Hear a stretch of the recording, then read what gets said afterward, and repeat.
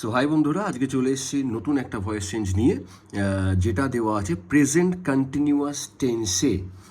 কী করে বুঝলাম present continuous টেন্সে? কারণ দেখো এখানে ইজ আছে আর মেন ভার্বের সাথে আইএনজি দেওয়া আছে। আচ্ছা, কি লেখা আছে পড়ি একটু। Anuradha is writing a letter, মানে অনুরাধা একটি চিঠি লিখছে। অনুরাধা একটি চিঠি লিখছে। তো আমাদের কী বার করতে হবে?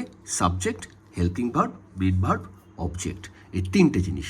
কোনটা সাবজেক্ট বলেছিলাম? যে কাজ করে। এখানে Anuradha is writing a letter, Anuradha একটি চিঠি লিখছে। তা কে চিঠি লিখছে? প্রশ্ন করো, প্রশ্ন করলেই পেয়ে যাব অনুরাধা। দ্যাট মিন্স অনুরাধা হচ্ছে সাবজেক্ট, অনুরাধা হচ্ছে সাবজেক্ট মানে কর্তা।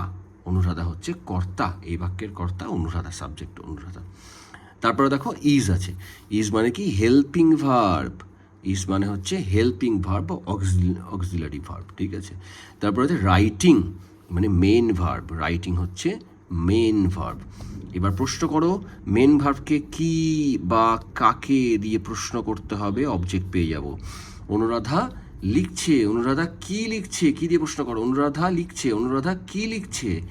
A letter. শুধু লেটার নয় কিন্তু, অনুরাধা চিঠি লিখছে নাই কিন্তু, অনুরাধা চিঠি লিখছে না, অনুরাধা একটা চিঠি লিখছে, এটাও কিন্তু একসাথে হয়ে যাবে। তাহলে এটা কিন্তু অবজেক্ট, OBJECT, অবজেক্ট, ঠিক আছে।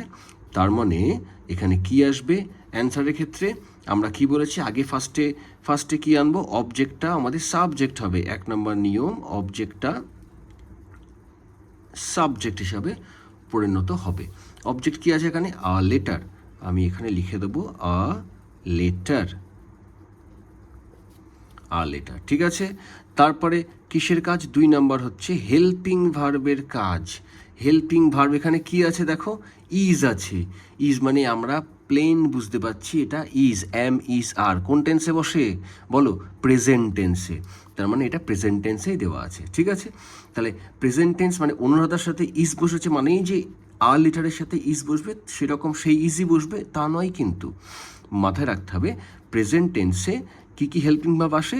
একটা হচ্ছে অ্যাম, একটা হচ্ছে ইজ, একটা হচ্ছে আর। এই তিনটের মধ্যে কিন্তু যে কোনো একটা বসতে পারে এখানে, কিন্তু এখানে যেহেতু আ লেটার, একটা চিঠি, দেখো কটা চিঠি? আ লেটার, একটা চিঠি, ওই জন্য কোনটা বসবে এখানে? হেল্পিং ভার্ব ইজটাই বসবে।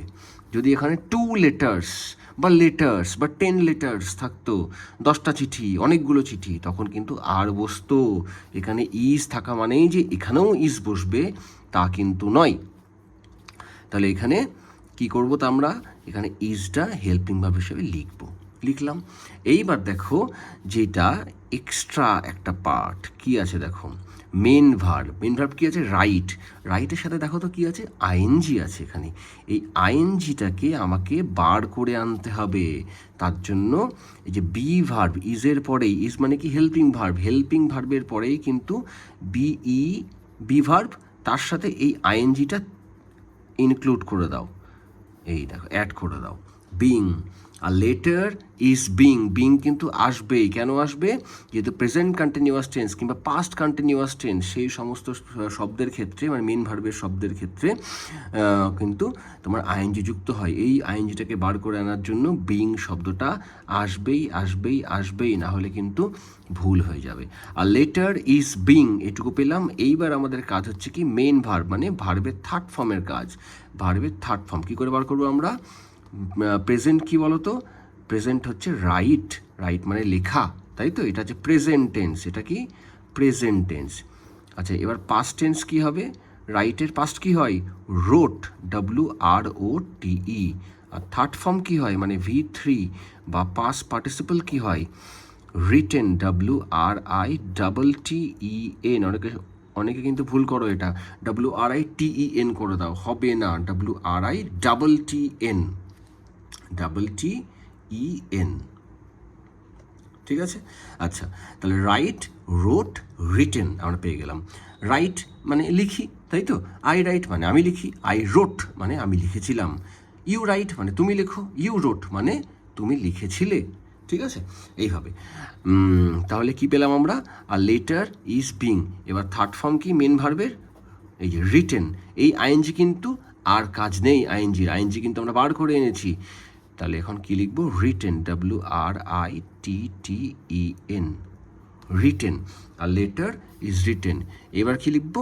বাই। 4 নম্বর নিয়ম আমাদের কি আসবে? এটা আছে 3 নম্বর নিয়ম, এটা আসবে 4 নম্বর নিয়ম, সবসময় বাই বসবে। দ্বারা, কার দ্বারা?